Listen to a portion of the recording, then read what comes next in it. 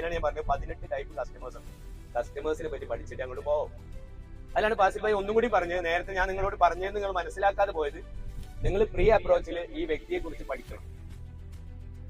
ഈ വ്യക്തിയെ കുറിച്ച് പഠിക്കുമ്പോൾ അദ്ദേഹം ഇപ്പോൾ ഉപയോഗിക്കുന്ന പ്രോഡക്റ്റിൽ എന്താണ് കുറവുള്ളത്, ആ കുറവ് നികത്താൻ നിങ്ങളുടെ അടുത്ത് എന്താ ഉള്ളത് പറഞ്ഞു മനസ്സിലാവുണ്ടോ? there is a problem, he is suffering or she is suffering, I have a solution with me എന്ന ധാരണ നിങ്ങൾക്ക് വേണം. പ്രോബ്ലം ഇല്ലെങ്കിൽ എന്താണ്, നിങ്ങൾക്ക് അവിടെ വിൽക്കാൻ പറ്റൂല. പറ്റോ? You should be able to find out a solution for the problem he or she suffering. അവൻ അനുഭവിക്കുന്ന പ്രശ്നത്തിന്റെ പരിഹാരം എന്താണ് എന്ന് കണ്ട് നിങ്ങൾ അങ്ങോട്ട് പോകുമ്പോ എന്തായി, നിങ്ങൾ പ്രോബ്ലം കണ്ടു, സൊല്യൂഷനും കണ്ടു, അപ്പൊ നിങ്ങൾ ബാക്കിയുള്ള കാര്യങ്ങൾ പറഞ്ഞു. പക്ഷേ പ്രീ അപ്രോച്ചിൽ ആദ്യം തന്നെ നിങ്ങൾക്ക് ചെയ്യാൻ പറ്റില്ല. അതിനാണ് മാഡം ഇവിടെ പറയുന്നത്, അതല്ല പറയുന്നത്. മാഡം പറയുന്നതല്ല പറയുന്നത്.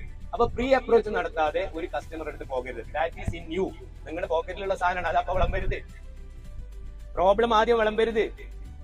പ്രോബ്ലം കണ്ട് സൊല്യൂഷൻ ആയാൽ നിങ്ങൾ ഫിറ്റ് ആണ്. അയാൾ എന്തോ പറഞ്ഞോട്ടെ, you are poised, you are calm, don't be triggered.